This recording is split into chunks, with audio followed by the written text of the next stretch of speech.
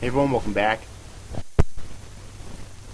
And this is my review of Coppelion, episode 13, entitled Angel. That's right, once again another anime for the fall 2013 season of anime is coming to an end. Which means,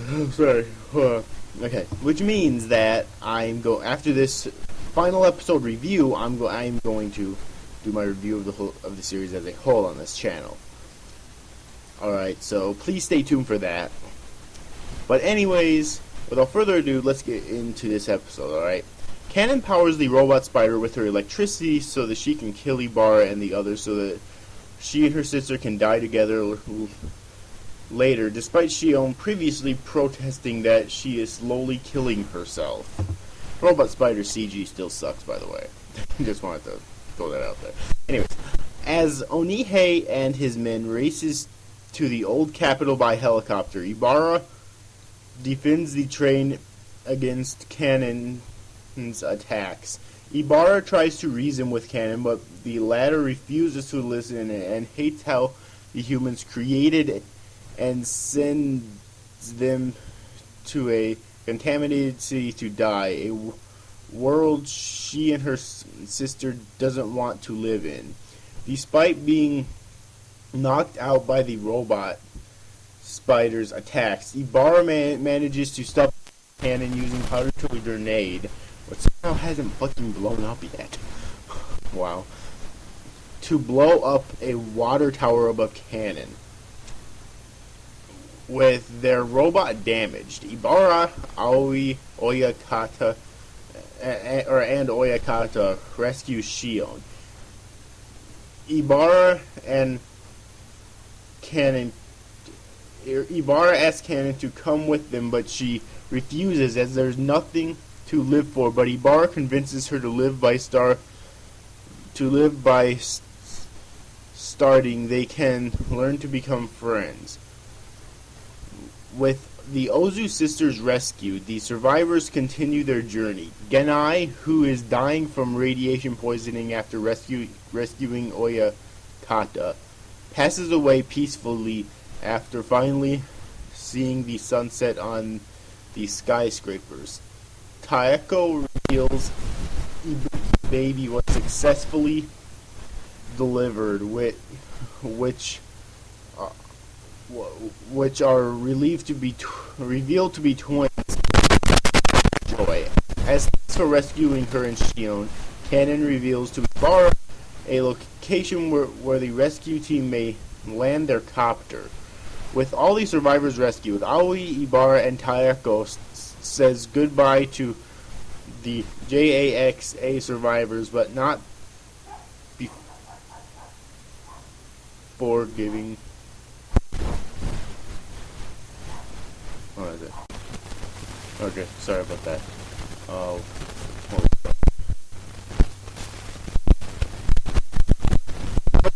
A picture of the group before their departure, and Ibarra naming Ibuki's twins.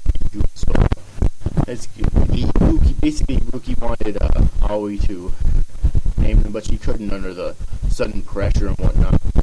As they leave the capital, Onihei reveals a secret about the Coppelions, which saddens the survivors.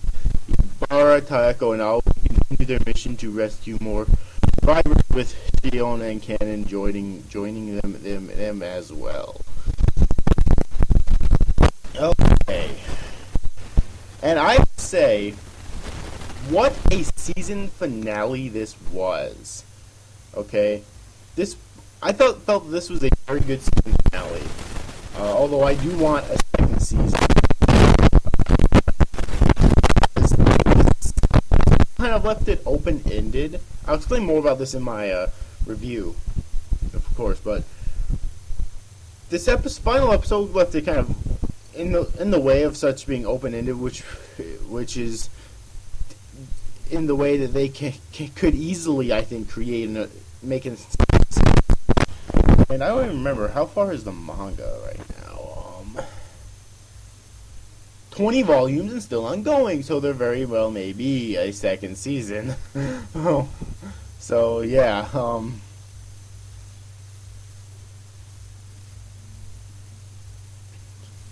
God, stupid fucking noises outside. Anyways, though. Alright, so yeah, so that's why I really want a second season. I really like Kanon and Ozu. Kanon and Shion as the villains in the end, because, or rather the antagonists, because not really villains, because I don't think they're, because in order to be classified as a villain, you have to be irredeemably evil, and I don't think that they are anymore. I've mentioned before in a few episodes ago for my reviews that I didn't like them because I didn't think they were developed enough, but that quickly changed within these last few episodes. It really did. Like, the Ozu sisters did get a lot of development. Both of them did, and you actually feel sympathy for them because, really, I think most people, in fact, I'll even say everyone, would probably have done what they've done if they were created by humans with a set date that they're going to die, and they can't do anything about it. Doesn't matter how much they fight, they're still going to die. Now, one thing I am kind of disappointed in is that they didn't really address that.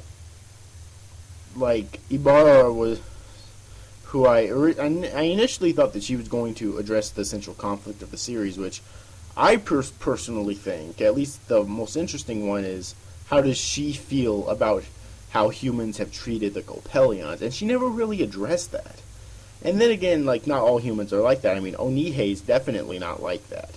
You know, Onihei is a very kind individual who I feel does care for the Coppelions. So obviously I can't really be general here and say that it's all of them, because it's really not. You know, but obviously if the Ozu sisters have never I mean, I guess it's a form of discrimination for the on the Ozu sisters' part, but really, can you blame them? You know, so that's why I don't think they're villains, because they're not. I don't think they're irredeemably evil. Obviously, because the series redeemed them.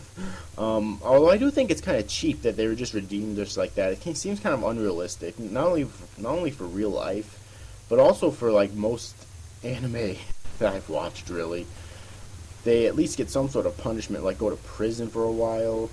I think I've even watched some. I don't remember the name of it though, where they actually did get executed in the end.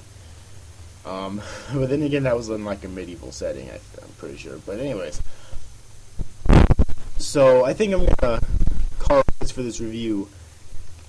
Overall, I really enjoyed this final episode, and I really hope there's season 2. And coming up next is going to be my review, my Coppelion series review.